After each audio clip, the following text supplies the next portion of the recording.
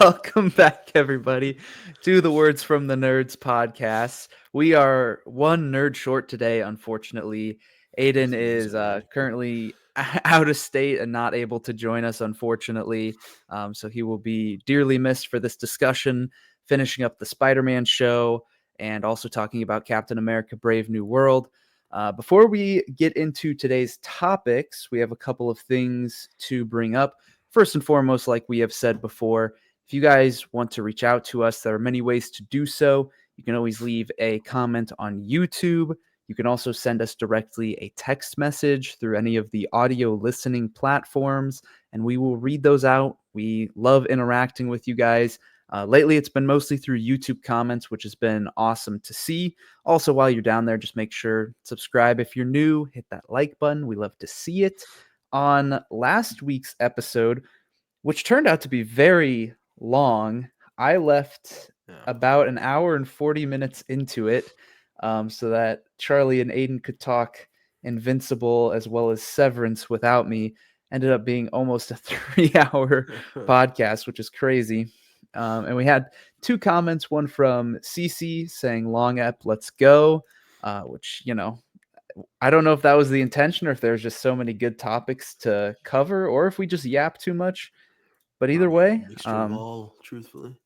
yeah, I still need to go back and listen to your guys' portion, especially because I'm, newly caught up on Severance.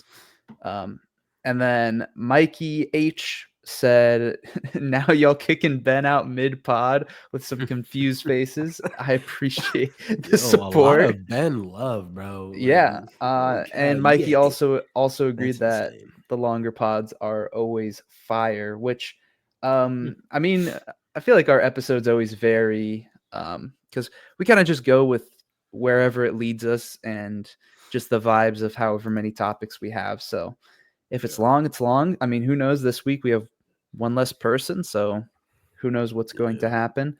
One less shitty Spider-Man opinion. I know I brought it up jokingly like right before we started, but I am genuinely curious since we're towards the tail end of the show, and I know last week we were beginning to be more optimistic, how our discussion will differ because Aiden's not here to say like 10 out of 10, perfect ending, all these things. It'll be interesting. With that being said, I am, of course, joined by my lovely co-host, Charlie. And Charlie, I want to know how you're doing, but also specifically, how was your Valentine's Day? Whoa, that's a question out of left field. Didn't expect that. I'm good. I'm better now. I mean, I'm still a little bit sick, as some of you can probably tell, but holy cow. I mean, I didn't show it, but recording that last episode was like, oh my God, my throat, everything was just destroying me. So I am in a much better place from that recording. So no complaints there. But Valentine's Day, I don't know. This one was a little bit like, it was still a good Valentine's Day, but this one, my girlfriend and I, we kind of took it easier. Like, we didn't go as hard with the gifts to each other this time. We kind of we shared an apartment gift to each other, which was just a vacuum. So like, we did smaller gifts to each other and like the candy and whatnot, but no like bigger gifts, which is good for me. I mean, her birthday is like 2 weeks after Valentine's Day, so I much appreciated the smaller gifts this time around. But I mean, yeah, it was good. I'm hoping to come back next year strong, though. So we'll see. But is that hinting at something, or just hinting at I don't know, bigger gifts, sure, bigger celebration next year when we're not buying a new vacuum. Yeah. I mean, those things still mean something, of course. Sure. Yeah. Well, good. I'm glad to hear it. I've never been one to do like big gift giving or anything for Valentine's Day, so we just went to a nicer restaurant that we really like. Damn, I didn't know they And got nice restaurants out in that little bumfuck town. you're one to talk. What are we talking about? Um, so I mean, that's what we like to do. Honestly, we do that for most of our birthdays and stuff. Maybe it's just because we're not like big gift givers in general, but we typically will take just like a nice dinner and time together over giving each other things. But Hmm, everybody's a little different in that yeah, aspect. yeah. Yeah. Um, Other than that, I've been doing well. I've been dodging the sickness. Um, Must be a, so nice, a brother. lot of my family, a lot of my wife's family, I mean, since the start of the year, I feel like it's just gone in a loop. Like she was supposed to go and visit some family that live a couple hours away like a month ago and they were sick. She was supposed to go now this weekend and they're sick again. Dang. So it's just like nonstop, as well as people at my work. I don't know how I've avoided it so well, but very grateful for that. Um, Wild. and then just watching a lot of TV shows, really, like Gosh, that makes me happy, man. That makes me happy between that you're finally wisening up. I know, between like my wife and I we've been working through The Office ever since we got married. We're almost done with The Office since we got Damn. married in August. That's um okay. That's quite a long like we're time. literally on the last disc of the last season. We're in the final few episodes. Um And then obviously with Invincible coming out on a weekly basis and the Spiderman show. And now also caught up on Severance, Damn. which I know I was just like barely behind last week. And now I've seen up through episode 5. I've seen through 5 because you watched episode 6 today. 6 today, Yeah. yeah. Which I'll watch tomorrow. Um, and then also just like seeing movies too, like went to see Captain America on Saturday, went to see Love Hurts with Ki Kwan, which I don't have a lot of thoughts on, so I'll just briefly share. I had unreasonably high hopes for the movie because Ki Kwan in the role seemed nice. You know, he's going to be the main actor of an action film, and I feel like he can do the action and the comedy really well, like that kind of balance, almost Jackie Chan, playful, that type of charisma that Jackie Chan had in a lot of classic roles. Because I mean, he had that in like Everything Everywhere All at Once. Um, and I think Ki Kwan is good in the movie, and it's also directed by one of the stunt coordinators for like the John Wick films and a bunch of other stuff, which sometimes can turn out to be a good thing. I mean, the John Wick movies were directed by a stunt man from like the Matrix films and whatnot. And I'm trying to think of another good example. I think like the director of like Bullet Train and Deadpool, one of the Oh, really? Dead. I didn't know that. I can't I think of love his Bullet Train. name. I gotta look at it now. Who's the Bullet Train director? David Leitch. He was a big stunt guy, and then he turned director. So he did Bullet Train, The Fall Guy, Deadpool 2. But he started out in the stunt industry and then has grown into the director role. So I kind of thought, like based on those factors, like it's gonna be a cool action movie. And there are cool action moments, and I do think that Ki Kwan does give his all, but like it's just a mess of a story, and even some of the action moments, like it's just a little over highly edited and does some disservice, I think, to the people involved. Um, so very underwhelming, not that great, which is unfortunate. But How um, was Ariana DeBoss? Is that his her name? I don't even recognize the actress's name. I'd have to look at the Love Hurts cast. I think she was like the love interest or whatever. Yes. She was fine. Like nothing too memorable. Played kind of the typical like powerful female who's not like super involved but just kind of has a certain attitude about her. Hmm. very like standard role. Not that that's, you know, bad or anything, but definitely like nothing that stood out in the movie. Especially, I do think like Ki Kwan did really put himself out there and kind of give a certain level of energy to the action and to his character. Just giving all to the role that really just didn't give him anything back. Yeah. So, I mean, props to him for that. And like, I still hope that and I know, like, I assume that he will have a bright future ahead of him starring in more action movies because he Yeah. clearly like has the passion and the skills for it. Um, but I hope it's just not a bunch of, you know, B action movies like this. Um, so a little underwhelming, just, you know, based on those factors. I was hoping it would be a bit better. And then I can briefly touch on some Severance thoughts if you Yeah, hit want me a with little bit. some from episode 5 and backwards. Yeah, I think I had seen through like season 2, episode 2 or something like that when we talked last, or maybe even a little before that. But I know that last week you guys asked me like if I had any big thoughts or theories, and one of the things was about Helly and, you know, why would she hide the information and withhold it from everybody else?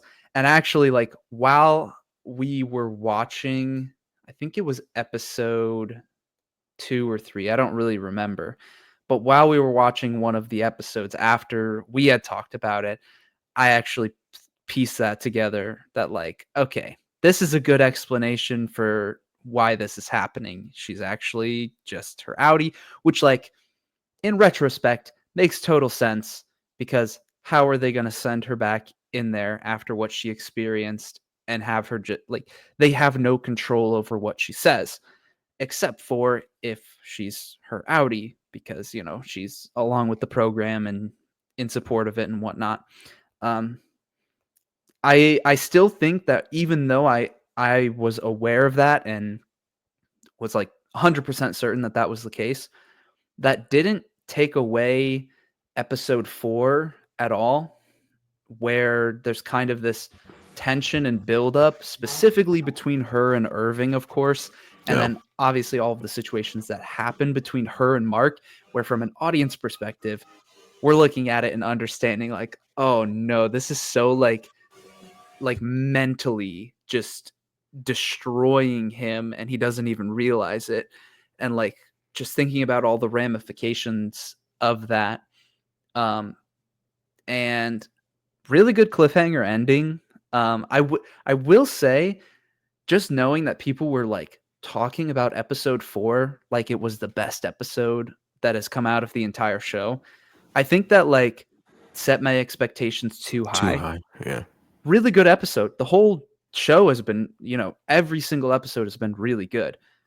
But I don't think that episode 4 was like this incredible, amazing thing until like the last 10 minutes. I really Sure. like what it built to. But for most of it, I was like, I just assumed that something big was going to happen at the end, but I wasn't understanding just the outstanding praise that it was getting. Because I don't think that we've really gotten anywhere close to the end of season 1, like the last 2 episodes, really. Um, and I'm sure they're building towards something, obviously, with this season. I don't think they're going to hold back. I think they probably understood some of the appeal of the first season and even the ending of the first season. So I think they're going to lean into it and give us another, you know, build up to another crazy ending. Just if I had to guess, um, it seems like the show to like they want to leave you in a place where you still have more questions and you want to see what happens next, because that just feels like continually the spot that we're in. Every time they give us answers for something, they give us more questions about other things. It's a Yeah. continual cycle of just like building on to this, like, okay, we start to understand, but we also understand less than we thought.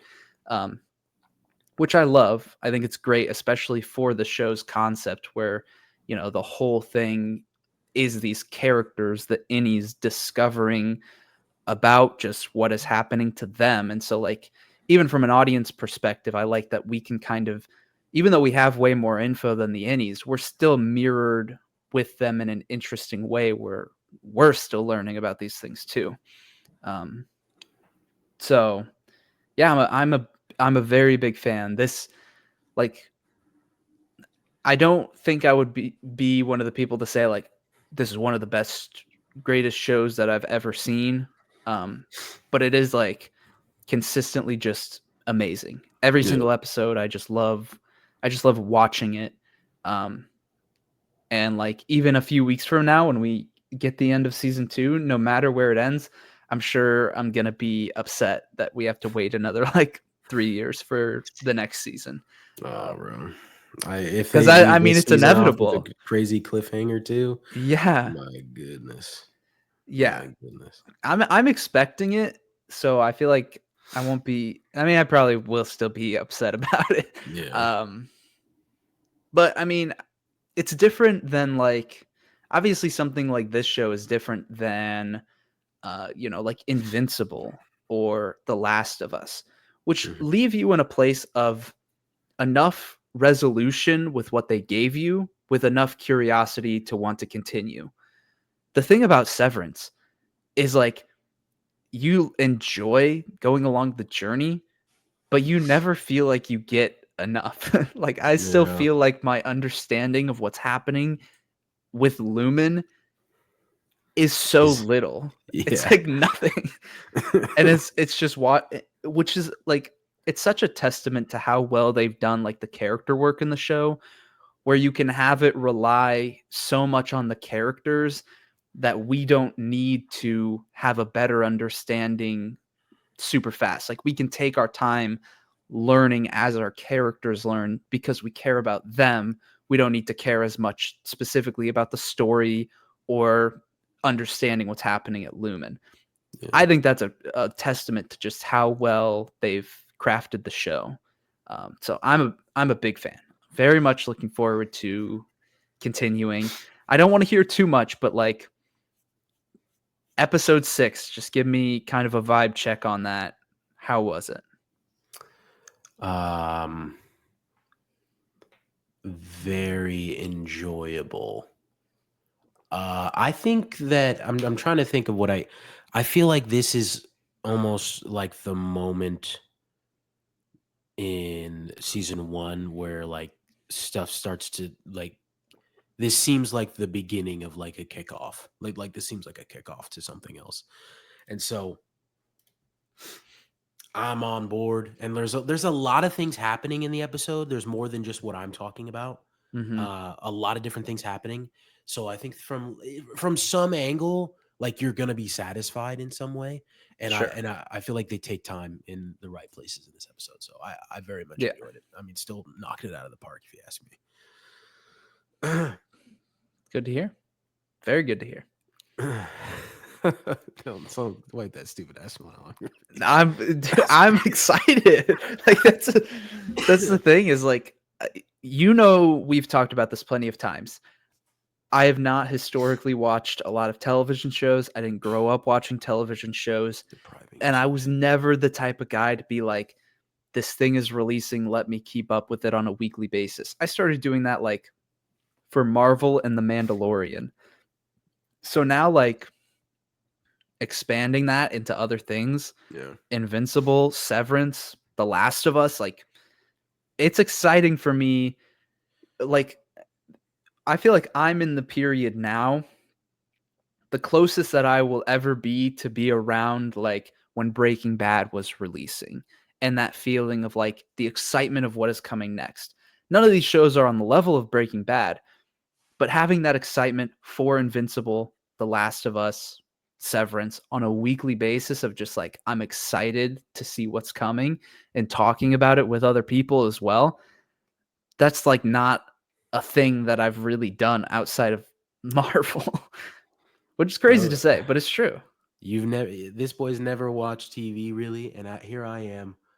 Let's see if it'll focus up. I don't think it will. But that says those numbers right there. It says 5 months, 18 days, and 15 hours of time spent watching TV. Just TV. That's not even movies, bro. That's not even movies, man. I spent over 5 months of my life watching TV shows. Is that a flex? Probably not. Probably not. But is it cool? I think so. That's crazy. That's crazy. 5 months. That is My crazy. goodness. And I mean, part of it, like I've watched more movies than you, so it's Sure. just different. But I think I've enjoyed finding a better balance. I haven't just been like, oh, a new movie's coming out this weekend, I'm gonna just go and watch whatever. To some extent, I definitely am still that where I'm complacent and understanding that I'm going to watch a mediocre action movie of some kind. Um, but I'm definitely better about incorporating different shows and whatnot. And I do think, like, obviously, we're in like the peak of it right now with everything that's releasing, and it's only going to continue. We're going to go straight into Daredevil, straight into The Last of Us, straight into Andor for at least for me. Like, I'm going to be watching that on a weekly basis. Um, and I feel like after that though, that I'll continue to want to watch shows consistently. I do want to go back and watch X-Men 97. That's on my list. Yeah, I'll believe it when Um I see it, pal. that is and then I've said it before, but like The Bear and Better Call Saul, those are definitely on the short list of like things that I want to get to relatively soon. Um which, to be fair, I said that about Severance. I was just like, don't worry, I'll get caught up. Yeah. I got caught up. Yeah. That's fair Uh, enough. so, but there's only so much that, I can do it. Like, even right now, Severance, Spiderman, Invincible, all coming out on a weekly basis. Like, I feel like 3 TV shows at the same time is like already a lot. So, True. But now um, Spider-Man's over. So Spider-Man is over. Um, I mean, we're also getting into, or at least, Daredevil and in then, 2 weeks, man. like That's we finally hitting me. we still have a ton of shows, but even just the upcoming movies, like I'm really excited for a lot of stuff coming in the next like 2 to 3 months. Um, Hmm. but yeah, I've just been, I guess I've just been glad that I've been keeping up with um all of these shows that we're talking about. Uh, Now yeah, you got once you finish The Office, you and Reagan got to sit down and maybe hit up some Game of Thrones. But that's all I'll say. That's all. we have a list, not like an order that we're going, but ones that we know we want to check out. And I think we're doing Lost next. Lost. Okay. I've Okay. never seen any of it. Sure. She's Sure. seen all of it one time. Um, I respect Lost. so That's I yeah.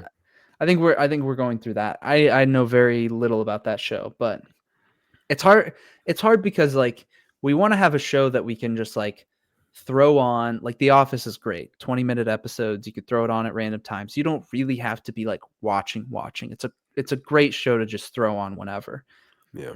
Severance is like it's a commitment to sit down and watch 3 episodes of Severance. Um, Same thing, like she's never seen Breaking Bad, and at some point I want to watch Breaking Bad with Oh her, yeah.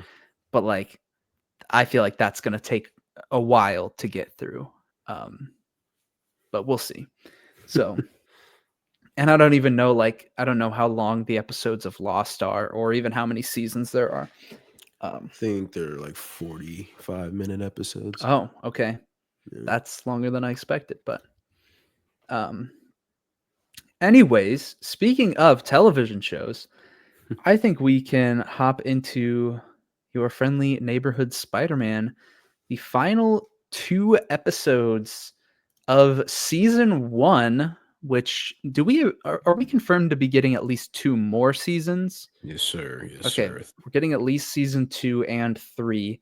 Um, I'll let you go first, Charlie. Take it away. Give some thoughts. You can just talk about both episodes and the show as a whole now that we've seen all of it. Yeah.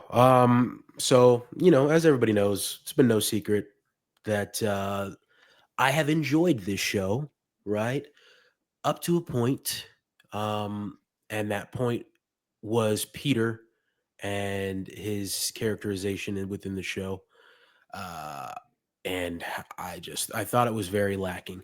And I said last week that they improved upon it.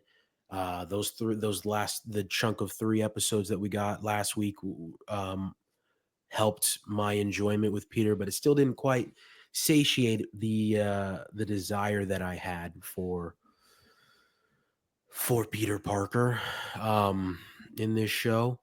And my God, am I happy to say that episode 9 alone, just like, oh my God, man, I'm about to turn into Aiden. This shit was fucking fire, dude. Episode 9 was fucking fantastic. Holy shit, man. I can't praise it enough. Without talking spoilers right off the rip, it is so damn good in so many ways. And episode 10 is also very good. I will say that as well.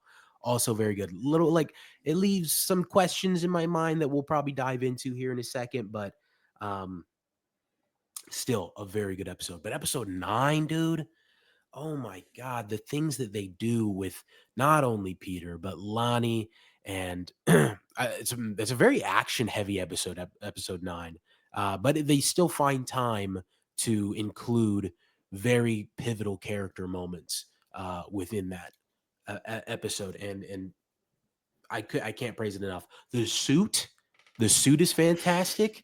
Oh my God, the only thing I don't like about it is the chest logo. I don't like that it's the same as the one on the back. Like the fatter spider with like the little skimpy legs. I like that spider design. A lot of people don't like that. It's typically his back logo, but he has that on the front and the back for this suit, which, like, teach their own. Just not my cup of tea, but that's the only problem I have with it. Everything else, dude, it looks so good in this animation style. It's insane. This suit looks fantastic.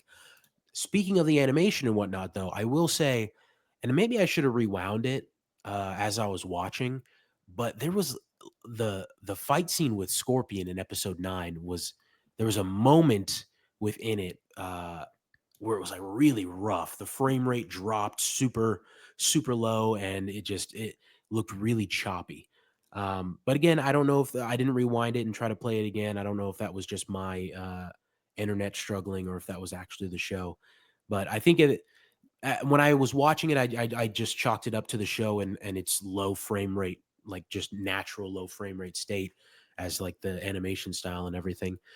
Um, but it's not that big of a knock for me. But oh my gosh, man, like it didn't completely turn me around. Don't get me wrong. Like I still acknowledge the flaws within this first season of the show, but holy shit, dude. And then like you add on, there's a conversation that he has with uh Doctor Strange in episode 10, and it's just wow, man. Just to looking at I feel like that conversation is an encapsulation of his growth throughout the season.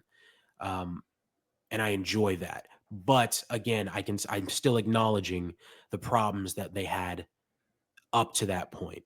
But I do think that they stuck the landing and they stuck it really damn well. And I'm very excited for season 2.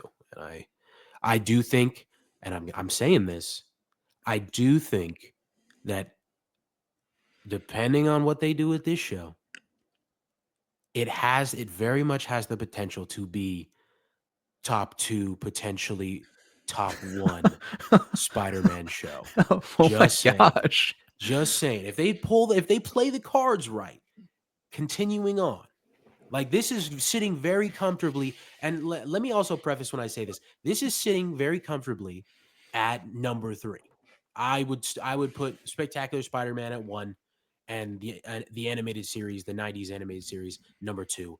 This one at number 3. That being said, as far as like top tier Spider-Man shows go, it's pretty much TASM, or not TASM, excuse me, Taz. Spectacular Spider-Man, and the '90s show up here. Everything else is like before this show that we're talking about came along. Everything else is way down here. Like there was nothing anywhere close. And now I'd say that this is sitting. It's a pretty close. The two are up here. It's a pretty close third. Like I can't lie. I can't lie. So it's maybe I'm like downplaying it by saying like how low everything else was before it. But I don't know, man. I think they did their damn thing with this show, and I'm excited to see them continue to do it. Really great choices with characters that at the end that I thought I saw what they were gonna do with this from a mile away, but they didn't do that thing, and so I think that made it work even more. But yeah, man, I'm a believer now. I'm a believer. What can I say? I mean, I think I'm close to where you are. We talked about it last week that like episodes 6, 7, and 8 definitely started to turn things around for us. And I think this continued that trend. The back half of this season is very strong, in my opinion, Mhm. compared to the first couple of weeks of episode drops that we got.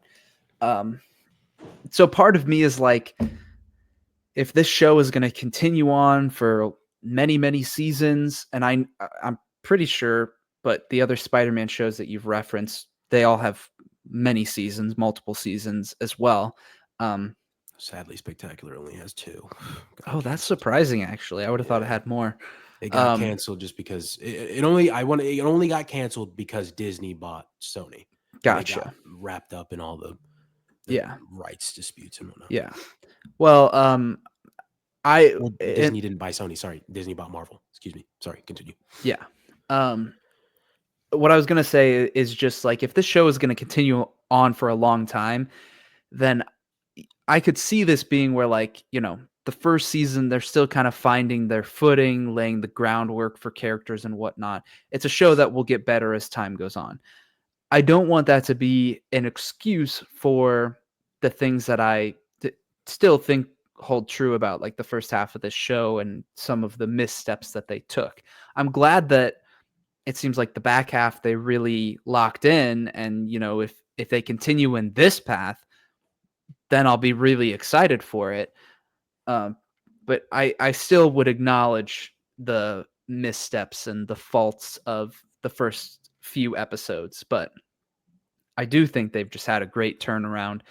The things that they were strong with continued to be strong. So things with Lonnie, I still think were very strong. They didn't focus on it as much in the back half or even in these final two episodes, which I think was a good choice because he got a lot of focus through most of the show, and that was one of our. Well, I guess it wasn't a complaint how much focus he got, but more just how it seemed like they put more care into his character than Peter's. I don't think that's a matter of like time management with characters. It's more so the actual writing of the Mhm. characters.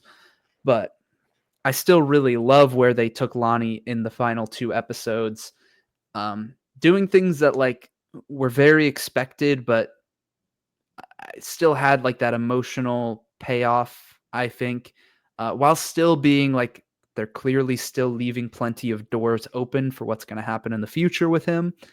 So I think that will be really cool to see how that dynamic continues to develop. I was thinking about it. I feel like Lonnie is going to be one of the main people in this Spider-Man universe where it's going to be like a big shock reveal when he finds out that Peter is Spider-Man. Like I was trying to think through and I'm like, so many people know. Like the show was not shy to just tell people. Obviously you still have May, Yeah, and doesn't know. Yeah. by extension, I guess you could say probably Ben as well.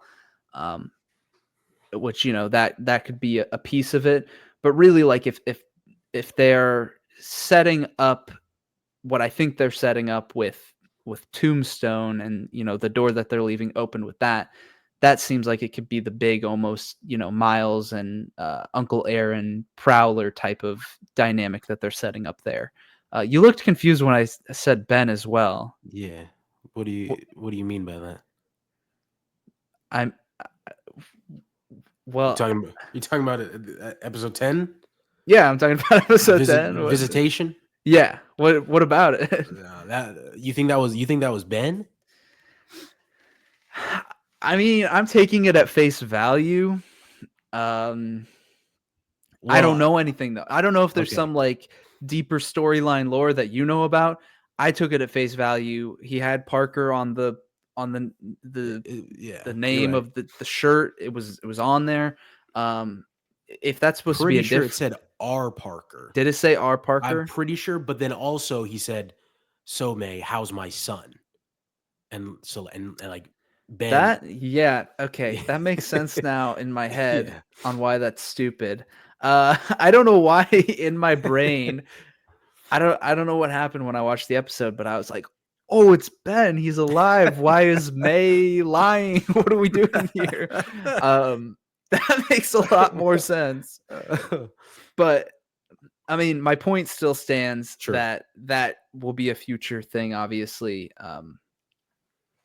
with May, and then also, I mean, R. Parker. What's his dad's Richard. name? Richard Richard Parker. Parker. Okay, Mhm. so there's potential with that too, but really, what they've built up the most will be between Lonnie and Peter. So I like that they're leaving that door open, and I like where they've left off with that. Um, Speaking of which, sorry to interrupt you, but no, you're fun little fine. Yeah. tidbit. Uh, Spectacular Spider-Man was voiced by Josh Keaton, and now Josh Mm, Keaton is voicing Peter's dad, Richard Parker, in this cool. show. Oh my god, man!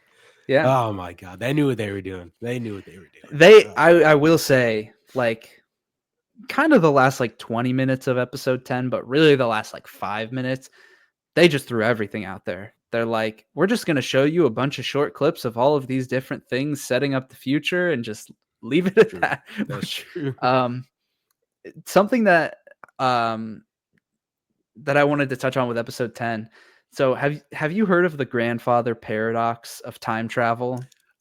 I think I know where you're going with this, and I didn't know it was called that, but I think I know what you're gonna say. So the grandfather paradox is if you have the ability to travel back in time and you kill your grandfather before he, has your father, then how were you ever born in the first place to travel back in time? To So do that. basically, are you even able to go back in time to kill your grandfather? And then of course there's the whole thing about like in Marvel they might say that like if you go back and kill your grandfather is still alive. It's just a branching timeline type of Yeah. thing, creates an alternate reality type of thing.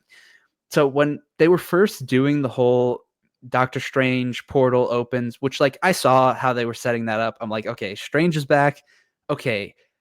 At first I was like, why are we doing like I didn't think the Venom design was like, I didn't love it No, me personally. either. Me either. So I was like, why are we doing another stupid Venom design for the Yeah. finale? And then I was like, oh wait, like this is It clicked. clearly Yeah. what they're It, setting up.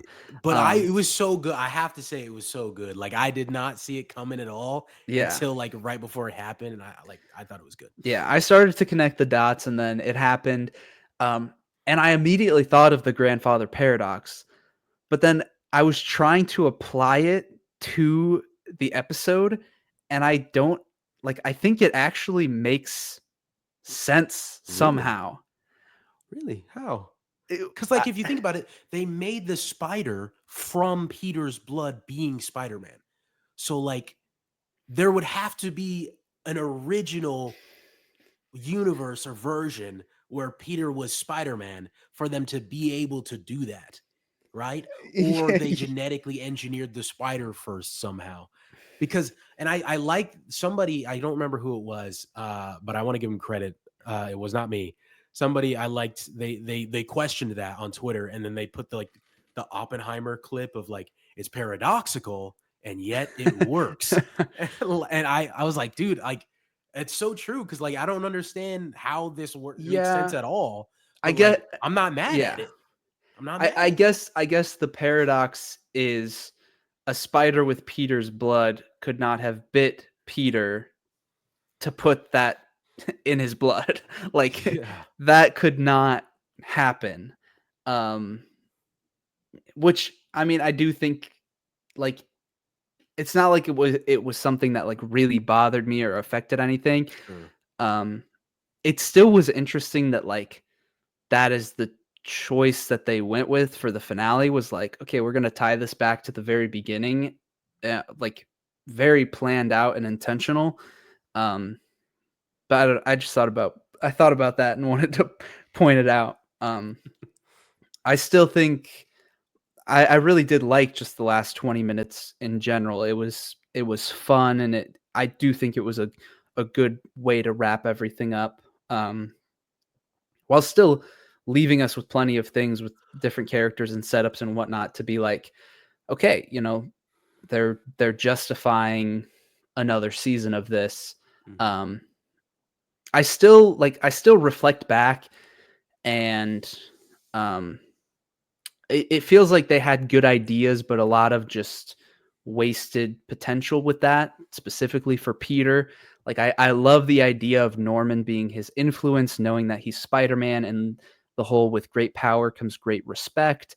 And then Peter dealing with those questions, kind of those moral issues, um, and also bringing his own personal emotions into it with his fight with Scorpion.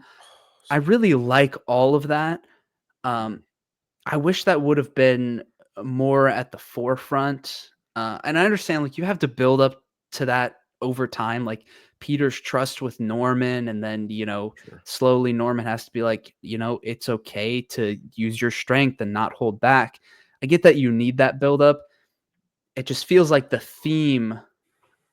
the overall theme of Peter dealing with a bad influence while figuring out what his powers look like. I think that's a really compelling emotional storyline Mhm. to base and really have it be structured around Peter Parker. And so I feel like that could have been highlighted better, but I appreciated the moments that we did get with it. Um, but I'm sure we can talk about more specifics, but as a whole, yeah, back half they really brought it back. I am looking forward to the next season. Like Yeah. I am excited for it. I mean, dude, like you just mentioned his fight with Scorpion in episode 2. That was like where he and somebody else said this, and again, I don't know who it was on Twitter, but I love this. Um, they they made it a point, and I don't think I've seen any other Spider-Man show do this. Maybe Spectacular at some point, but even then, I'm saying that unsurely. I have no idea. Uh, but this show made a point to have Peter joke all the time when he's Spider-Man. He's joking around, everything like that. Dude, and then when he doesn't at all when fighting Scorpion this last time, it fucking means something, dude. It means something in multiple ways. At first, he's not doing it because he has like PTSD from getting his ass whooped the first time. And so he's like locked in. He needs to focus. He doesn't want that to happen again.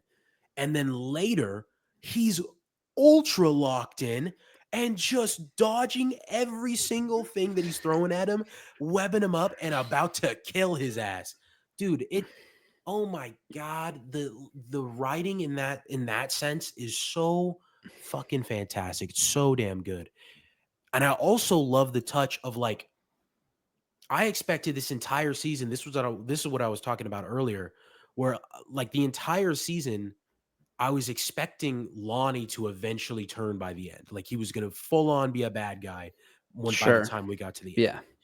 And then for him to be the one that brings Peter back from the edge right before killing Scorpion, I thought was like immaculate. Like the Lonnie that we've come to understand and know is still there. He's still present. He's not completely gone. He's not completely engrossed in this crime life yet.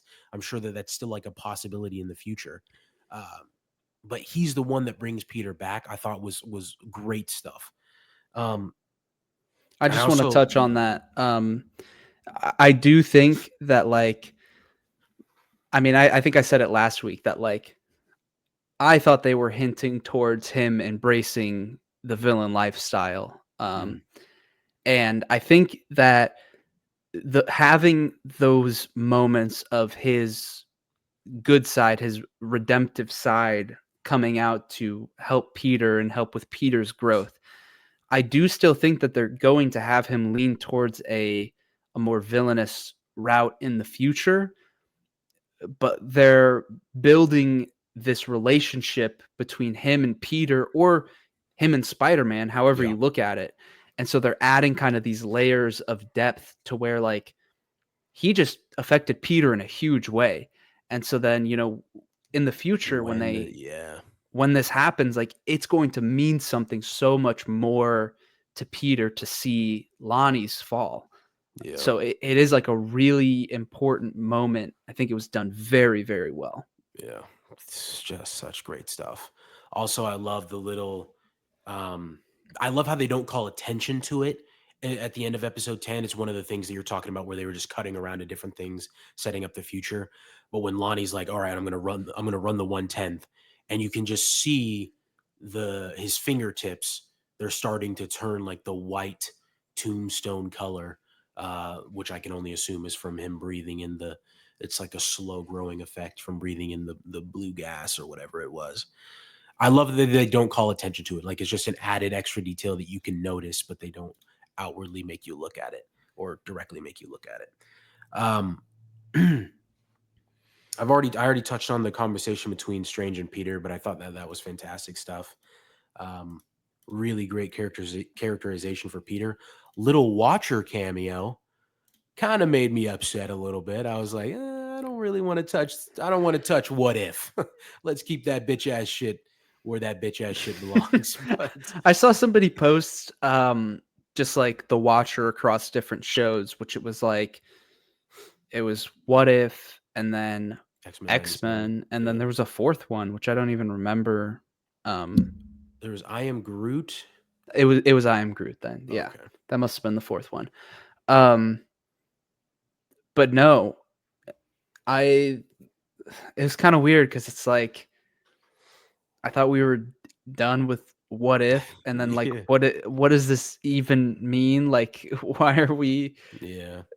I guess it's just like an it was Easter kind of a egg who thing. cares Yeah, type of thing. yeah, Like it does nothing. yeah. I agree. Um, the symbiote getting left behind, saw that coming from a mile away. I knew a piece of it was going to get left, which makes me think like I think I said in a previous episode that come season 3 we'll get like a symbiote arc, but might come sooner. Maybe looks like potentially could be next season. But at the same time, with what Jeff Trammell or Trammell, the head writer of this show, posted today. If you guys don't know, he posted Gwen Stacy is going to be a character next season, as well as her alter ego or alternate spider persona, whatever, Spider Gwen, Spider Woman, um, will also be featured next season. So I don't know. Seems like might be a lot to maybe do next season with everything that they've already set up. So maybe it'll just be like a back burner type storyline. There's already people theorizing that she's going to work for Norman when she comes in, Gwen, and her and Peter are going to fight a couple times, and then Hmm. she's going to open her eyes to Norman being a douche, and Norman's not going to be able to take the embarrassment of another protege leaving him, and so he's going to kill her. Which, like, I don't know Hmm. about that. I think that's a I little I getting a do reach. I do think, because I remember when all the concept art was coming out for the show, I Mhm. was kind of taken aback at like they're putting everything in this show is what it Yeah, felt like. And I will say that even though I would still have those criticisms about how they specifically handled Peter Parker's character, I do think that their time management between characters, I mean, Lonnie, yeah, Peter, Norman, Harry, Nico, yeah. We I'm even got a decent forgetting the little bit with other Nico at girl's the end of name, episode 10. Lonnie's girlfriend, Pearl, yeah. Pearl. Like we got a lot of characters, or even like with I'm forgetting his actual name. I'll just call him Octavius. Oh, Um, yeah, Otto Octavius. How do I forget yeah. that? Even with Octavius and whatnot, or Daredevil. I mean, Daredevil was barely in it, but like I Yeah, feel like it never felt like too many characters. It felt like they really juggled it well. But obviously, it's different if you're bringing in characters to be the main part of the storyline when it already feels like obviously we want stuff with Lonnie to continue. We want to learn more about Nico. We want stuff with Harry Osborn and now the symbiote stuff. Like it already feels like they have a storyline to continue. So yeah, hopefully they don't like bring in things that are too overbearing where they start to lose their footing with where they were. That would be my like only concern with it. But they did it well in this season, so if they can keep up that balance, I think it'll continue to be really well done. Yeah, I agree. Um, Speaking of Daredevil, I wanted to touch on that character that was one of the um, I almost said supervisors, but no, interns at Oscorp that with Peter in them. Character I'm not familiar with at all, but I saw a post about her. Her name is Finesse, I guess. And I thought that, I mean, I don't know what's going to come of that in future seasons, but I mean, I imagine it's just helping to expose Norman for whatever he's got going on. But that was still a neat little thing that I did not see coming whatsoever. So Hmm. I don't know if Daredevil and Finesse work together a lot in the comics or anything, but um, apparently she's like the daughter of Taskmaster. That's what I'm seeing. It says might be Taskmaster, so I don't know if that's confirmed. But she has the ability to mimic anyone else's moves. Oh, well, it's saying Taskmaster has that ability, and that's why people think that Finesse might be connected. Oh, okay. Okay. Huh. Interesting. Yeah. Yeah. Um, but yeah, I guess to wrap this show up in a nice little bow, like I am glad that I was able to get to this point with the show because Yeah. I was very worried, very worried. Not that's actually not the right way to put it. I was let down. I felt left out more than anything because everybody was glazing the hell out of this show, and I thought it was decent, but it had lots of room to improve. And I do think it's not quite at like I do think there's still lots more to do, lots more work to put in. But I am very pleased with where it's at right now. I am over the moon with where it's at right now, truthfully. And Yeah. I mean, I already, I already am starting to save images to have as fucking phone backgrounds. Got me tripping, man. I feel like and you would have more insight than me on this. But I feel like based on what you have said about X-Men 97 and then now with this show, when Marvel is doing kind of these classic almost reboot series, it seems like they're putting in the care and the effort to give the fans of those shows what they want. Yeah, I would agree.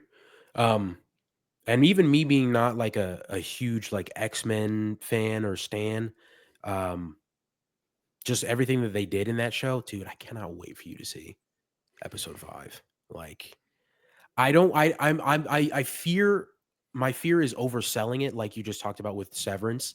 I don't Mhm. want to oversell the episode for you, but like I truly think like the entire thing is a like a huge bombshell of an episode. Like it's if I remember correctly, granted it's been a year now since I've seen it, Sure. but Yeah.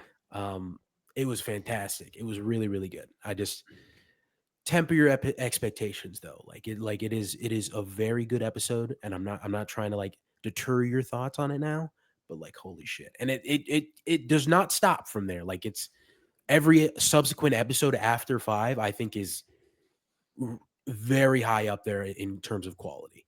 Um but yeah. I do think I agree with what you're saying and I hope that this trend of good animation specifically continues with X-Men 97 season 2 of this show, and most of all for like the Wakanda show coming out this year and Marvel Zombies. God, I hope Marvel Zombies is a hit. I really want that to be so good.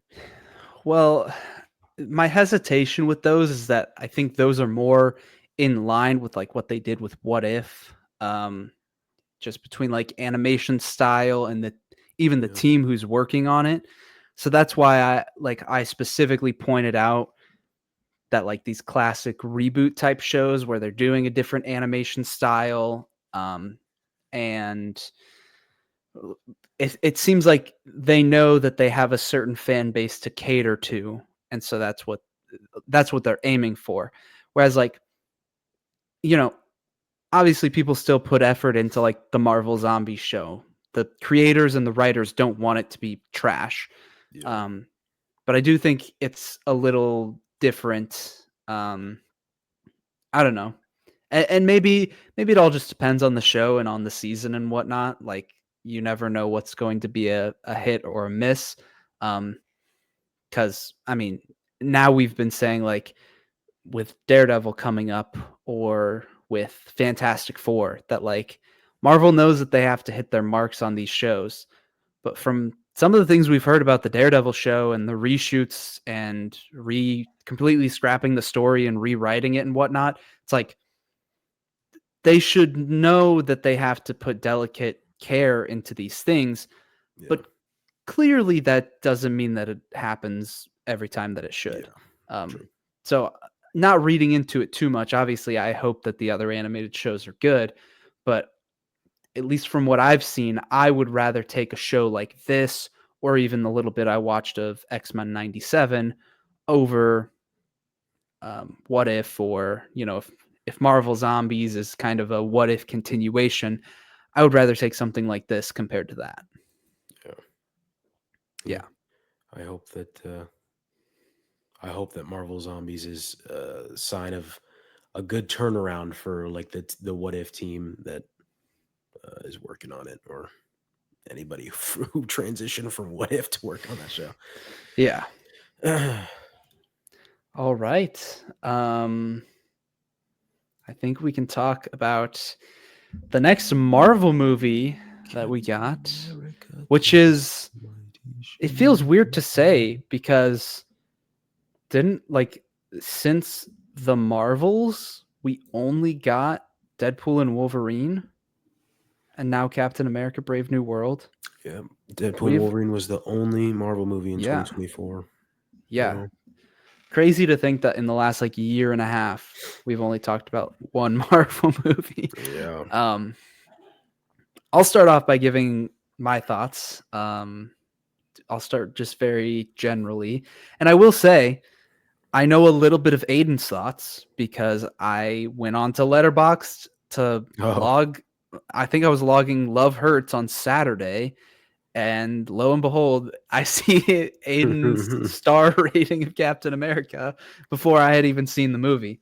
So I know a little bit. I'm interested in hearing this because Aiden and I talked about it a little bit.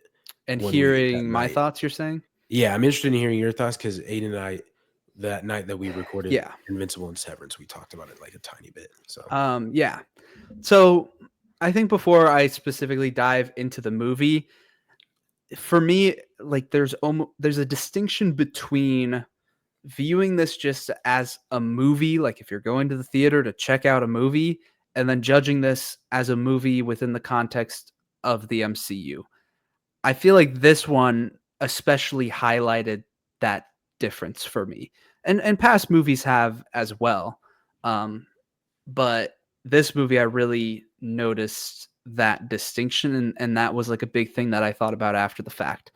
Talking about the movie, this is not as bad as I expected it to be based on some of the early reaction. I honestly think that ever since like really Quantumania, at least from my memory, that like now people have gone so far against Marvel that there's almost a little bit of Marvel bias incorporated into people's thoughts. Because I remember like when Quantumania came out, and I started seeing like 1-star reviews of Quantumania. It's like, okay, like what are we doing here? Like that. I will say though, I am more inclined now to agree with such 1-star reviews of Quantumania. Holy shit, that movie's so bad. I agree with that, but what was weird was then it turned into a cycle where those same people gave like Deadpool and Wolverine like 1.5 stars, and now this movie like 1 or 1.5 stars. So it feels like a trend almost started of like just the Marvel hate in a weird way. And I could be reading into it too much. Maybe it's just the people that I follow. Because the averages that people still rate these movies are, I think, pretty valid. but this movie was not as bad as I expected based on at least the few things that I saw. Um, I think there are a lot of good things about it. I really liked Harrison Ford in this movie. Mhm.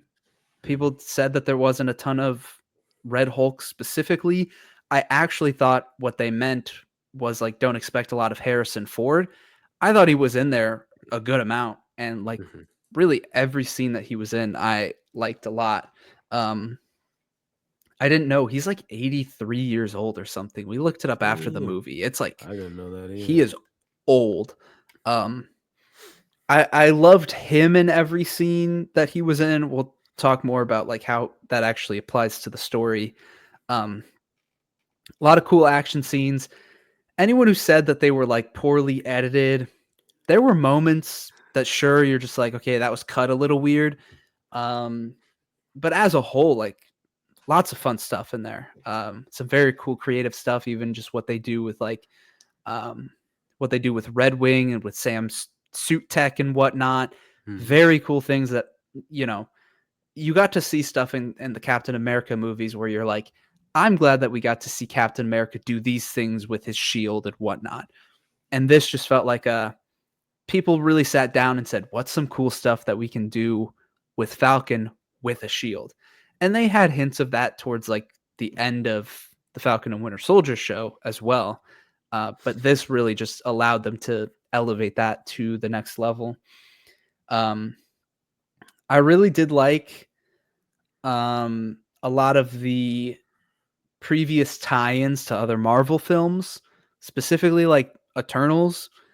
I honestly think that like, you know, if this movie came out closer to Eternals, that would have even benefited it more. Okay. Like if this was a when did Eternals come out? 2021. Yeah. Like if this was a 2022 Marvel movie, like this would be the type of thing that I would look for in Marvel films. It's like let's start to bring things together. Sure. Um because that's been like one of my biggest complaints is we've done so much and it feels like they're just going to focus in on like a tiny subsection of that, and some of these branches are just never going to turn into anything. Like the amount of I saw a thread about it the other day on X, the amount of post credit scenes that are just probably not going to be paid off in the future is just building. I Oh, think I have something to say about that one. Oh my god. yeah. um I think the first half of the movie I found to be pretty messy. We were doing a lot of things and it was just cutting between all of the different characters and parties involved, uh, and just didn't have a clear direction and how the pieces fit in together. And like when they inserted to like scenes of the leader and it just it wasn't set up in a way where it flowed well. It was just like a random scene that you have no context for, and then you cut away to something else. I think once we got to the back half, things started to fall into place a lot better, and the pacing I think got a lot better in the second and third act. Really, once everything with Japan and I guess they called it Celestial Island. Once all of that happened, I feel like that was the point where things moved into a good place with the film. Um, I thought I liked the relationships in the movie, like Sam, Isaiah, and Joaquin. But at least for me, some of their interactions felt a little like forced. Like Okay. I liked their dynamic and I liked a lot of moments, but there were parts of like specifically the dialogue where like it really just feels like they're trying to force you to buy into this like fun group dynamic. That Sure. wasn't all the time, but some of the time that's how it felt. Um, and then I guess I'll just summarize with this for now. I think if you take away this being a Marvel movie, it's a good time at the theater. It's fun. I enjoyed it. Mhm. Still in the context of Marvel, while this has hints of things that I'm looking for, it's still just as I was watching it, it still just doesn't feel like Marvel used to for me. Even Sure. just the way it's edited, the way even some of the shots, like for example, there's a really cool shot of Sidewinder emptying his gun in the trailer, which is like a 1 second shot, 2 second shot, or whatever. And it was in the trailer, and I thought, okay, that's cool. In the scene, it's just like these really awkward takes of him like holding a gun out, and it looks a little awkward to me with him just like running around like that. And then you just cut to that like really cool shot of him emptying his gun for two Yeah. seconds and then just cut away from it. And it's like they put effort into like that one shot, and everything else they were like, who cares? Just shoot it and call it good. You just point. I think there were some examples of that, of like there's clear effort in some of it, and then a lot of it just feels shoehorned in and just Sure. like make it work. So in the context of Marvel, this still is not giving me what I'm looking for, which is frustrating. But there are certain things that I'm definitely happy about, because it's hard because like I don't want to say this movie's doing everything that it can, but it's at least starting to make effort to like build towards something with Sure. Celestial Island. Now with, they're clearly setting up Doomsday.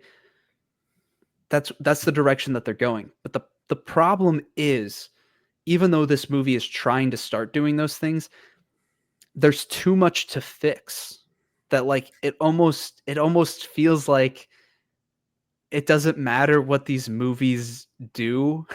Like they should focus on each movie being good, but I don't think that they can actually build up to Doomsday and Secret Wars in a successful way that's gonna feel satisfying. That's kind of where I landed. Is like, on its own, enjoyable movie, does some work, but it almost makes me like less hopeful for Marvel as a whole. I think that's the best way to put it, but I've yapped a lot, so I want to hear some of your thoughts. Yeah, I enjoyed this movie. I think the hate boner for this is getting real crazy for the MCU as a whole. I agree with what you're saying. Um, when people are just saying what sounds like very like understandable criticism, but then I go into the film, as you mentioned, like with the action scenes, talking about how there's 1,000 cuts. Brother, there was more in Winter Soldier than there was in this Yeah. actually in this movie. Like, what are you talking about? Um, Not that I think Winter Soldier action scenes are bad, but just saying, I genuinely think there was more in Winter Soldier compared to this movie. I think the action in this movie is great. It's not the best in the MCU by any means, but it was very entertaining, very enjoyable. Mm-hmm. I think Anthony Mackie is fantastic. I think he does an amazing job as Sam Wilson and as Captain America. I fully buy into him being Captain America. It's just the movie does not do a good job of actually working with the character of Captain America. Um, he does not take a focus here, and I think that is a huge detriment to the movie. Um, I know that it's probably I don't know if they just thought it was hard after the Falcon and the Winter Soldier being such a character focused show, and like the character work was done, a lot of character work was done with Sam in that. But then you have hints of like stuff they could have included more of in this movie when you jump to the end. And then not to spoil it until we get to spoilers, but there's a conversation Sam has with Joaquin at the end, and he says a very like profound thing to Joaquin that Joaquin needs to hear. And the way Anthony Mackie delivers it, you can tell that this is something Sam struggles with often.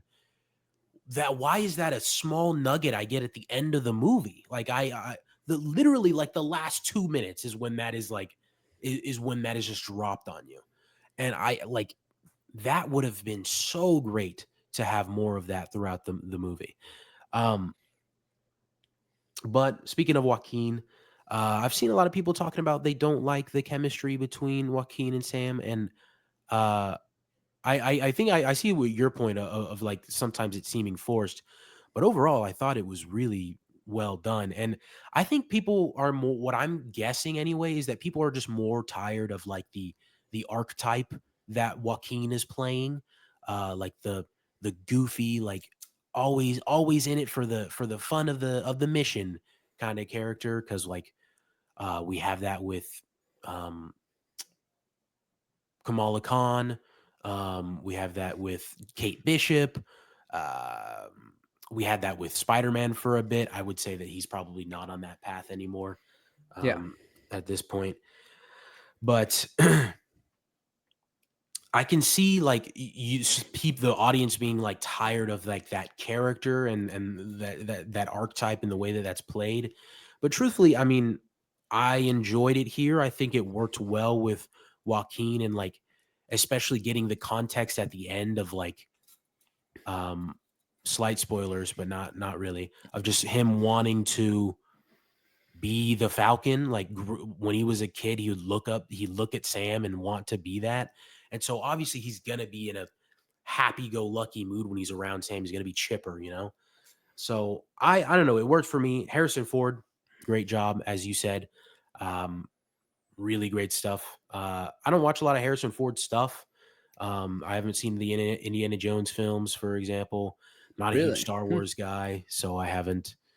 Well, I've seen all the Star Wars stuff with him, but I guess like that's probably the extent of Harrison Ford stuff I've seen. Um, but I think he does a good job here. The leader, severely underutilized. Holy cow! What a backdrop of a villain that just almost had no purpose of being there. But you know, I forget the actor's name. Uh, I want to say it's like Tim Blake something. I think I don't know. Yeah. Yeah. Tim Blake, maybe, yeah, maybe it's just Tim He Blake. has But he has a third. I think he has yeah, it's like a three name. Tim Blake Nelson. Tim Blake Nelson. Thank you, Nelson. He does a fantastic job with the time that he's given and the writing he's given. It's one of those things where like writing a super smart character just doesn't work always, and I think that this is an example of it not working because like there's multiple points in the movie like where he's throwing out the probabilities of how stuff should work and sounds really cool, like the moment that I think you're talking about with Sidewinder, that we see in the trailer. There's a moment when Sam gets him down, and then he's like, you know, the buyer said that there was a 77% chance that you would try to talk me down. Would you look at that? Like that's cool. That's a cool moment. But I don't think they do enough with that sort of thing to like really make me care. And then when you take that, how they didn't do enough with it, and think about the post credit scene and what they try to convey with the probability aspect of that, I think that that fell absolutely flat. One of the worst post credit scenes I think I've ever seen from the MCU.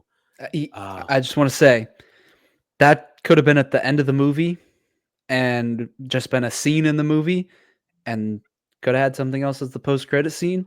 yep. And I don't know what if you had the same order of events because I think they do it universally, but you had to sit through the main credits and then the full Mhm. credits Yep. to watch that. Yep. Like they could have at least made it mid credits. Like what? That was so like, yeah, I can't believe it. I was I shocked. it was, dude, such a baffling choice, man. Yeah. Just everything that like from the dialogue, that it was like Morbius post credit scene levels of bad dialogue.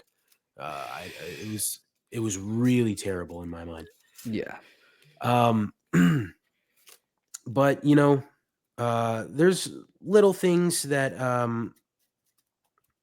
I have more of an issue with as well. Like, um, a big point of contention for a lot of people going into this movie. I mean, there were protests and stuff about it. I don't want to get into all of that stuff.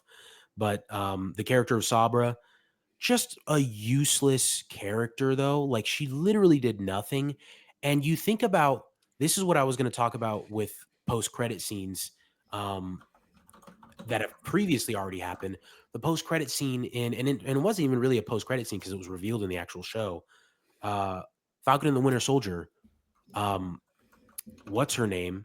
Peggy Carter's niece, Sharon Carter. Sharon. Thank you. Uh, Power broker. And at the end of the show, she gets her job back. She gets her job back in the government. So why could she not have played that role of being the head of security of the president of the United States? That then sets up, holy shit, she's in a crazy place for of power, of crazy place of power and knowledge in terms of her role as the power broker. And so now I'm still that's still in my mind. I'm still thinking of that. And you get to see like everything that she's doing, and she's still keeping up appearances, doing her job, trying to protect the president. She has chemistry with Sam. It would have been a lot, dude. It just would have been so much. It writes itself, dude. It writes itself when you include her and have her be that character. Or even if you don't want her, why could that woman that was friends with Sam, why could she have not filled that role? I think she was the head of the Secret Service or something. I don't know her name, but it was the black woman. Why could she not have filled that role? That Sabra served no purpose here. Like she was just another like side character that just jumped in and did I nothing. I think don't get it. I feel like they tried to. It was weird. They were almost trying to play the game like they leaned into the political thriller aspect of like, oh, who's controlling things? How are these things happening? I thought they almost tried to present her as like, what if she's somebody close to the president who's actually causing some of these issues? Like, what if she was the one who's been in contact with the leader, doing stuff with the pills and stuff like that? I thought they were almost trying to present her as like a suspect, which uh, kind of a grander point. It felt like they wanted to lean into like that mysterious political thriller aspect of it, but it felt so flat and like they didn't do anything with it, which is, not really exactly what we're talking about in this moment. Sure. Just had to point it out while I make the point of what it seemed like they were presenting her to be was this person of like, even that first time when Sam walks into the room and Ross is like, no, she stays too. And she seemed like that, she had gained the president's trust, but she might actually have uh, bad intentions or be a part of what is going on somehow, because they were setting up all these things with the buyer and Sidewinder and then with the leader, all of these things where you're supposed to be like questioning it. It's supposed to keep you on your toes, but I never felt that. I never did. I just felt like I was just watching it unfold and it didn't like draw me in any way. I think she was supposed to be a part of that, but they were just unsuccessful as a whole in that aspect. Yeah, I agree. Yeah. Um, and I guess just to let you guys know, I think we're gonna dive into spoilers from here on out. So if you still haven't seen the movie and you plan on doing it, thank you for watching. Thank you for getting this far. Thank you for listening. But yeah, click off if you so prefer, or if you don't care about spoilers, stick around. Um, but another one of my big complaints, and I'm not the only one with this complaint. I've seen it around. Uh, it just the it's the oh my god, the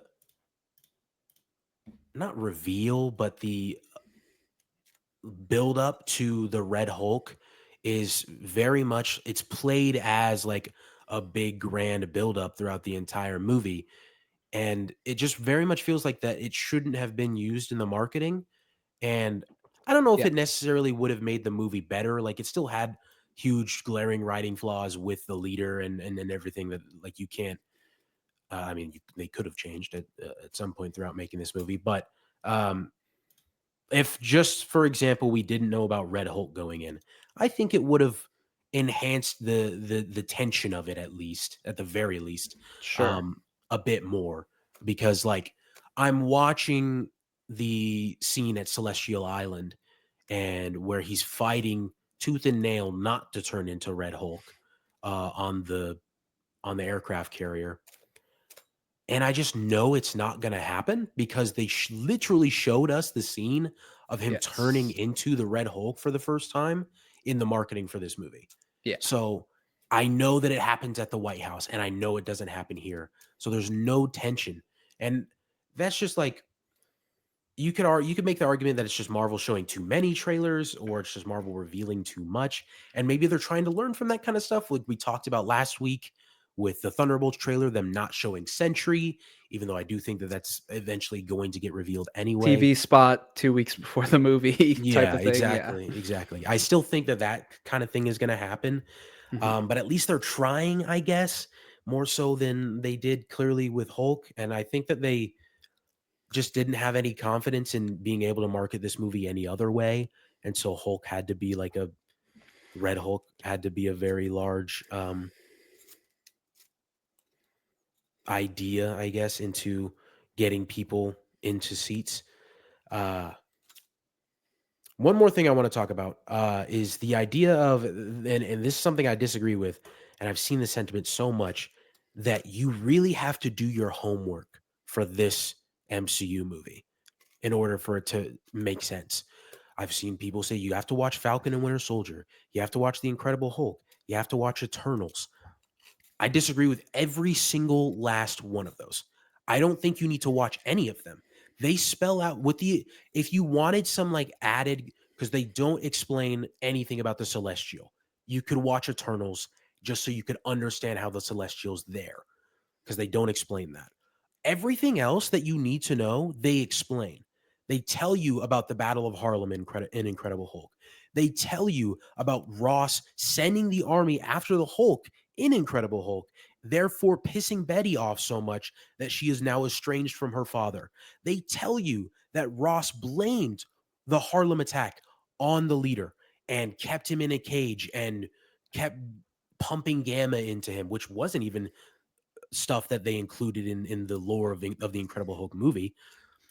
All of these things they've so well they do a fantastic job of not making it seem boring. I will say with the exposition dumps, like they do a fantastic job of me not rolling my eyes of like I know this information and still getting it out for people to understand without having to watch a 15-year-old movie, you know? So Yeah. I disagree with everybody who's been saying anything like that. Like, you do not need to watch those movies I or can the speak TV show. more specifically to this because Reagan had not seen, still has not seen any of those three projects. Has not seen The Incredible Hulk. We skipped over it. I was like, when we watched through the Marvel Universe, she had never seen like any of them. I basically said, listen, this was pre Mark Ruffalo. It basically has nothing to do with anything. We can just skip it. And you can't, I mean, it's true. You can. Yeah. Um, and then she really hasn't seen like almost any of the TV shows. I think she's seen like WandaVision before Doctor Strange 2. But and then I thought she had seen Eternals, but apparently she hadn't. She asked me right after. She's just like, when did that whole like celestial thing happen? And I'm like, were you not there for Eternals? Because I probably would have told her that she Yeah. should watch it before this Yeah. movie. But I do think they do plenty work just like mentioning the fight in Harlem Yeah. and yeah, the celestial thing, like sure you don't have the full context and don't understand why it's there, but you understand it enough for why it's in this story. And Sure. like Yeah. you're not going to be it's not going to throw you off. You're just going to be like, "Oh, that's a crazy thing that happened. Oh, now they're fighting over it." That's Hmm. all that matters in this movie. So I definitely agree with that. Um what were you talking about right before you got into that criticism that people have had? You were on a topic for a little bit and I'm forgetting. And I was Um, going to say something about it. Oh, I think it was Red Hulk being in the trailers. mm, I completely agree with that like if they had kept that completely under wraps, like I don't think it could have been completely under wraps just because like we knew sure. about it for such a long time. But if they did a better job about like hiding it, not putting it in the marketing, and then if they had better constructed this whole like political thriller stuff going on weird with like the pills, and like if you didn't know what that was leading to and it was like a better crafted story, I feel like that would have been like such a great reveal into the finale of the movie. Um, Depends how they handled all of that, but like could have been really cool because otherwise, like nothing about this movie was surprising to me. Yeah. Like everything played out like pretty safe, pretty just Hmm. how you would expect it to play out, based on who was involved and what some of the storylines were, um, which isn't inherently a bad thing. But I feel like we used to go into movies, most Marvel movies, with a question of like what are they, like what do we not know, basically, like what are the big things that they're going to tell us about. Even like even Quantumania, for as bad as that movie is, beforehand, we were really curious about what we were going to learn with the quantum realm and with Kang the Conqueror. And no matter like how bad that movie turned out, there were still moments where you learned things about those aspects that, you couldn't have predicted going into it. Sure. Um, Whereas this just feels like very cookie cutter, which Yeah. is how like in recent years, The Marvels, such a forgettable movie because nothing actually interesting happened in the movie. Nothing at all.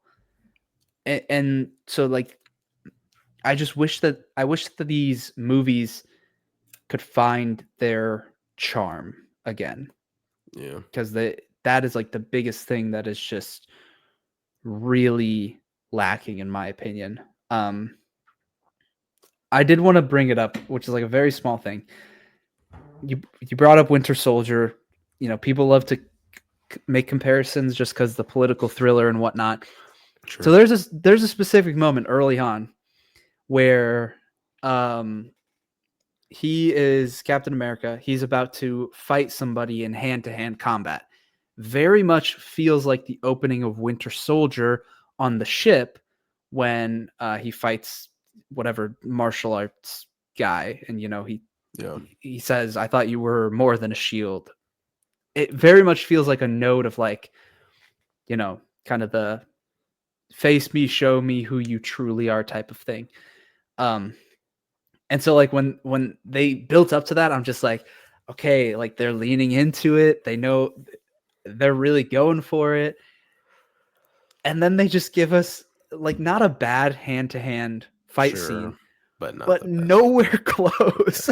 And it's like even to the point, and this might be nitpicking. This might be nitpicking. You can tell me if it is. I always loved it when you see Captain America's shield on the ground, you would see him stomp on it and then catch it, right? Yeah. Sick. In this movie, in that same scene, you see in a weird shot, you can tell he's like about to stomp it, and then the next thing you know, it's like him just holding it, and it's just in his hand. And it's Oh, so like you're saying okay, I even see. just the little things of like they used to show that just like, oh, the shield flips and he catches it and it's cool. This is like, okay, you can tell that he kicked it.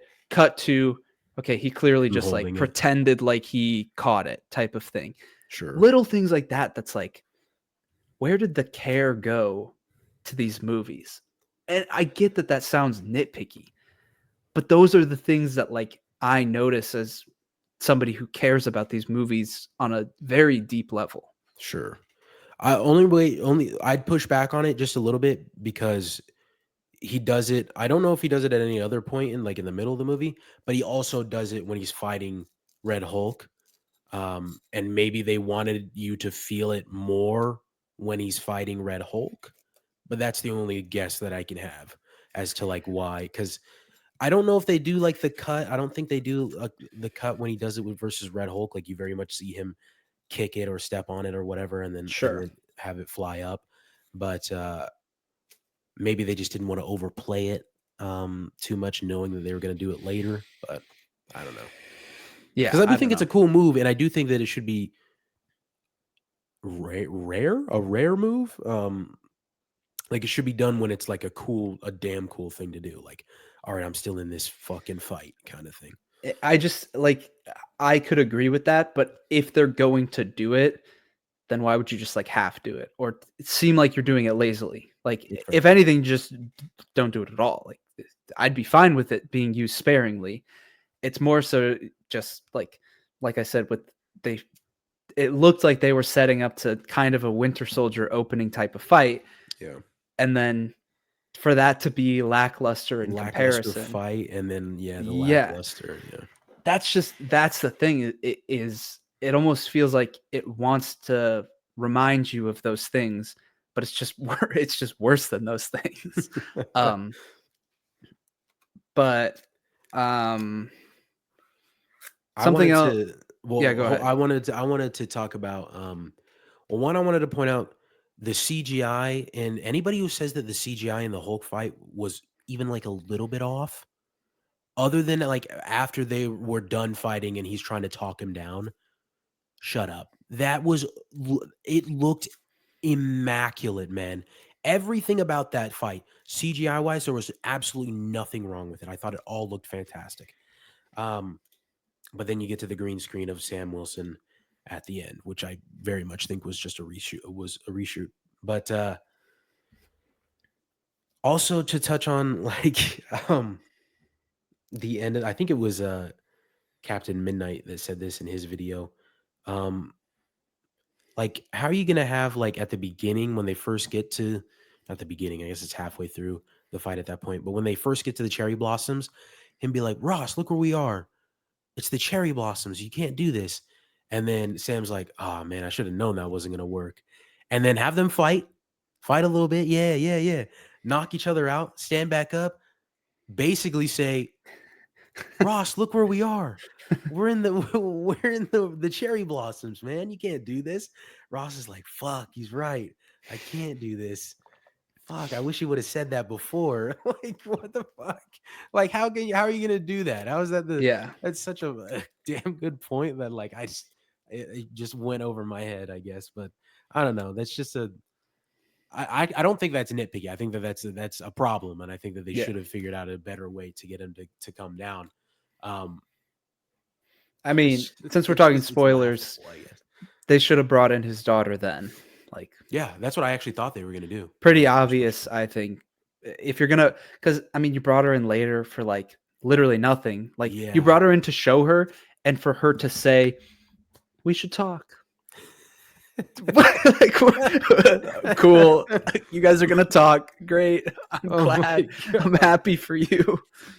Oh fuck. Um, I do agree with the anybody critiquing the CGI in the Hulk fight. I will agree with that. Couple of things like a lot of the flying scenes were very good. I thought like Mhm. Celestial Island and whatnot. Some janky stuff like him riding the missile. Cool idea. I loved seeing Red Wing with the shield The shit. flying around blocking stuff. That's sick. But it did look a little janky with him riding the missile on the water for a little Sure, bit, maybe. and Still sick um, though. some That was stuff cool. with the helmets. But like Yeah. those things, I can look past. Mostly though, the CGI was very good. Not like I think that is one of the areas where I feel like they've done better in recent years. They still have their moments, but it's Yeah. definitely not like you're going to this and it's like noticeably sticking out in your face, um, which is a step up, I would say, from some previous movies. Speaking of going back to the Hulk fight for one last little bit, speaking of which, I'm not usually a big fan lately of the nanotech like helmets and stuff, how they just materialize. Uh, but I will say, for moments like this Hulk fight, massive aura points. Like he he has no helmet on whatsoever. He's trying to fly away. Red Hulk catches him. Ross catches him, starts crushing his jetpack, turns him around. Sam instantly nanotechs his helmet on, and then Hulk just grabs his head and starts squeezing it, bro. And then you could just they do a close up of each other's eyes. dude, straight aura. That was fucking crazy. I thought that was sick. Yeah. One last big negative I wanted to talk about with the movie for me, and I guess it's not a big negative. Let me take that away. But I do think it's somewhat decently sized. Uh, adamantium. I feel like what was the point other than just brownie points with fans?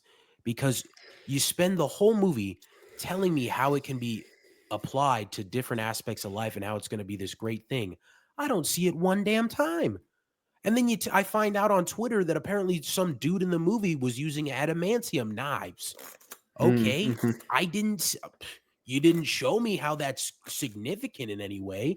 Yeah. But so like what was the point of it being adamantium other than just like another like future thing that I'll find out about later down the road? Like it just seemed like there's no reason Yeah. for it to be adamantium in this movie. I think what I've heard people say, which I can understand, is people have said like if we're moving towards X-Men at some point, then ultimately there has to be an explanation of how do we get adamantium, how do we get Wolverine?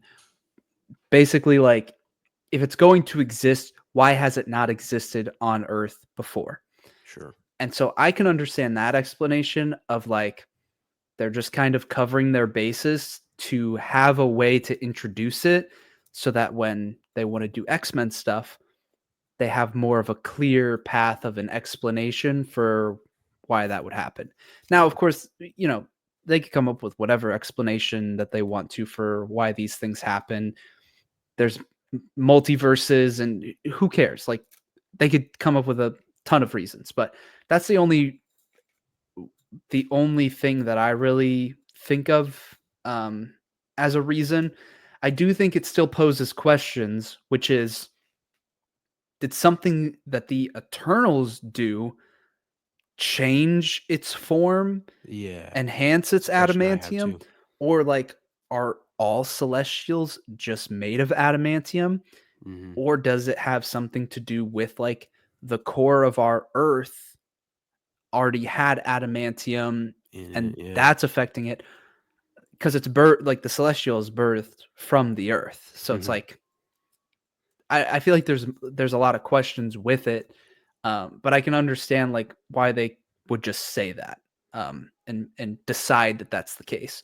Um, and a lot of those questions I don't think we're gonna get answers to because like it's not like Eternals 2 is gonna if it ever happens, is ever Yeah. gonna like make an effort to explain that celestials are made from adamantium Yeah. or like they're never actually going to clarify how this instance applies to other things. Yeah. The only way I could see it happening is if like we see something about like in nowhere because it's the head of a celestial.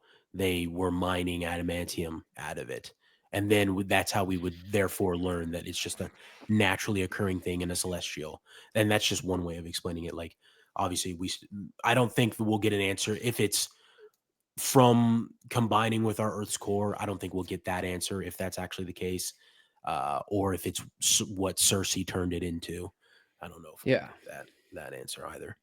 Um, I know I said last thing, but actually, we haven't really talked about the post credit scene. Um, we just said we don't like it, but I just want to point out, like, throughout the entire movie, we almost see how, like, every time that we assume he's using his probabilities throughout the movie. Not every time, that's a stretch, but a a decent amount of the time, he uses his probabilities to see how this is going to happen and how it's going to destroy Ross's life, how it's going to happen right here on the naval ship, and it just doesn't happen. So, like, I assume you're using your best probability outcomes to try to get all this stuff set up and get it to happen the way you want it to. And it just doesn't work because we have a scene of you screaming at the top of your lungs, like, why didn't it work? So, why am I supposed to believe you in the post credit scene where you're like, I've seen the probabilities of all the multiversal worlds, or what? Like, what are you? What? Well, how at that point you're a fortune teller if that's the Yeah. case. Like, it's not probabilities. What are you talking about? I don't know, man. It was so bad. That was so bad. It really feels like they were like, "Oh, our villain is supposed to be smart, so we can have him say a smart and mysterious thing that is going to happen in the coming years of Marvel, which is, Yeah. villains from across the multiverse, whatever." That's all it felt like to me. It I do think on a grander point, the leader was very underutilized. Like they could have done a really cool, interesting thing with somebody who's a super genius and like the difference between somebody who makes decisions based off of statistics and probability and chance versus somebody who goes off of like morals and reasoning. Like there are themes there that you can lean into to come up with interesting conflict. And instead they like other than him affecting um Ross just because of the pills and the gamma and whatnot, Yeah. like actually like none of his predictions came true. I mean, a couple of small things that like don't matter. Like Hmm. why why is he making a prediction about if Sam is going to try and reason with Sidewinder in a fight? Like where does that even come from? Like Sidewinder goes to him and is just like, you got to I'm going to square up with Cap. Like I'm gonna blow up his truck. If he survives, like you got to tell me like what's gonna happen. And clearly, also, it's like every probability he had about trying to kill Captain America, wrong, just wrong every time. Yeah, I think when they fight him in the lab that he's imprisoned in, he says that like these guys won't kill you, they'll just slow you down or whatever. Which sure, granted, whatever. But why don't you want to kill Captain America? Like, how does Captain yeah, America factor into your plan to ruin Ross's reputation? yeah. Why I not think just kill him? I think my pitch for fixing this movie. Here's my pitch, okay? And I'm on the fly here, so like you gotta bear with me a little bit. Instead of making the leader be able to mind control by playing a song, Mm, instead of doing that, make him be somebody who has gotten in with the government, the presidency, whatever. And so he has power through authority and manipulation, not through actual like mind control. yeah, And so throughout the movie, he makes his decisions based on like probability and statistics. And so the people who are doing his bidding are, they're doing bad things, but then he uses the probability and the statistics almost as a justification of these bad things. Or even he could say like, we do these bad things to prevent inevitable worse things type, that type of sure, situation. Like I kill somebody so that they don't kill 100 people type of thing. Net good, whatever. yeah, So you approach him more from that standpoint of somebody who evaluates situations and makes predictions, and then people do bad things because of the likelihood. It's that that almost taps into Winter Soldier, which is like yeah. we're The eliminating likelihood future of it, yeah, threats, type of thing. Um, so you have him doing that, and so then the counter to that with Sam Wilson is that Sam is a person who will go based on morals and what's right, like Captain America in The Winter Soldier, and put human life and giving people a chance above the probability that they'll do something bad. They could have highlighted that super well with Isaiah. That could have tied in super well into a storyline like that. Um, and then, of course, like that could come to a head with if we didn't know that Ross was going to turn into Hulk. But like if Ross was never involved with the leader and he actually is like a victim of this and the leader had control over it, but he didn't know, that's just like my general pitch of like seems like a much better approach, makes the leader a more enticing villain, has an actual like emotional conflict that you can like get along with, where like the villain's motive and the hero's motive really come to a head in a very like practical, tangible way that the audience will like think about. Like, Yeah. are you actually making the right choice by, eliminating somebody because of the probability that they'll do something bad in the future? Just my elevator pitch for like a better way. Like, you're still incorporating all of the elements, like the characters of this movie, Hmm. but it's just like a different take on the story that, in theory, I think could have worked better. Yeah. I like it. I mean, I see the vision. I see the vision. Yeah. Um, so I guess as a final thought, since we didn't really say this, Oh, like our um, rating and whatnot. rating.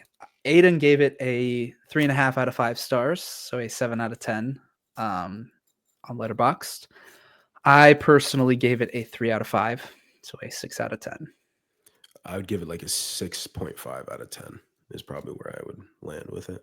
Cause like I do, there's a lot I enjoy. There's a lot I enjoy, but there's so much I find I have issue with as well. And I'm just glad it wasn't a Quantum Mania, you know? As long as Yeah, if we never hit Quantum Mania bad ever again, I'm good. I'm good, yeah, man. and that is the thing. Like I've said before, that if Marvel just like can lock in and at least make good movies, that I think all of us will be very happy. This is a step in the right direction, but it still feels like they have a lot of work to do. So hopefully they continue to put a lot of care and adjust their approach and whatnot. I think we're honestly, I think Daredevil is going to be one of the biggest signs for what the next couple of years of Marvel looks like. To me, that is like, you have 3 seasons of Daredevil to reference. You have fans who love the character, who have expectations. If you cannot nail a Daredevil show, and if we are as disappointed with Daredevil as we are with other recent movies or shows, Yeah. then like I think that just shows like the next 2 years of Marvel, this is what we can expect. Because this is, we can basically say that the next 2 years are already like written stories, a lot of already like finished projects that we're getting throughout the rest of this year. Sure, every project will be judged on its own merit, but like if they can't put effort into like the most important things, like Yeah. what's the show that's coming out later this year? Like Wonder Man. Wonder Okay. Man, yeah. I have no expectations of Wonder Man being good. I have no previous experience. I'm going in completely blind. If it's mid, I'll be like, okay, it's a mid show, whatever. If Daredevil is mid, big deal. So I think within the next couple of weeks, We're gonna find out. but I also feel like we've been coping for such a long time. I'm just like, we gotta wait for this, we gotta wait for that. Yeah. Um, one final thing I'll add. One final thing I'll add. I don't understand why they did not play the Marvel intro. Yeah, bro. I don't get it. I think they were trying to hit a vibe with this movie and it like by not doing it, and it's just It I was just don't nothing. the dude, like it's not like it interrupts your vibe. You can still have the vibe, dog. I don't that was a weird choice, man. Yeah, just nothing. Um, anyways, with that being said, I think that covers everything for our discussion on Captain America Brave New World. Next week we will be back with the three of us. We will be talking about Invincible. Depends on when we record, but might just be episode 5 and then Severance episode 6. Um, just depends. It's hard with a Thursday double drop to get everything watched ahead of the discussion. And then we're like, what, a week and a half Two out from Daredevil? from Daredevil, yeah. Um, And then and halfway through Daredevil, April 13th, The Last of Us season 2. Ooh-wee. yeah, because doesn't Ooh-wee. it's like Invincible and Severance are ending right when Last of Us is starting, or like around there. Probably like 2 or 3 weeks out from The Last of Us because there's only 3 episodes left of Invincible after today. and there's 4 of Severance. It might be only going I thought to there's 10. So 10. yeah, you're right. Yeah, so like a month from now. Okay, so there's a little bit of time still, but um, still just crazy packed. Will be plenty of stuff to talk about, as well as I'm sure plenty of news. I mean, I know that we're we're getting close to like Daredevil reviews, and then also we're getting close to like Doomsday is going to be filming soon, and I'm sure we're going to hear a ton of stuff about that. Um, so Already rough though. Like they had to push back filming because the script's not yeah, done. So yeah. it So doesn't sound like they're learning a whole bunch, but I don't know. yeah, It's the Russo yeah. Bros, so we gotta have faith. I I don't know. I like I get it that like they're trying to pull all these strings to make it work, but we've talked about this so much that Yeah. it feels like beating a dead horse that anytime there's Marvel news or a Marvel project that it seems like we're just ending in the same place every time. Yeah, for Um, sure. but anyways, thank you all so much for tuning in. It was fun to do an episode just the two of us. Yeah. I've only ever done two person when it was just Aiden and I, which even that has been quite a while, but Yeah. it was very fun. Make sure you guys leave a comment sharing any thoughts on Captain America, on your friendly neighborhood Spider-Man, or even like if you guys have questions or theories for like stuff happening in Severance or Invincible, like we're up to date with those things. We're going to be talking about those things in the coming weeks. So we would love to continue talking about it. But anything else before we wrap it up? I don't think so. Thank you guys so much for the Yes. comments last week, and Yes. we're gonna keep pumping them out for you.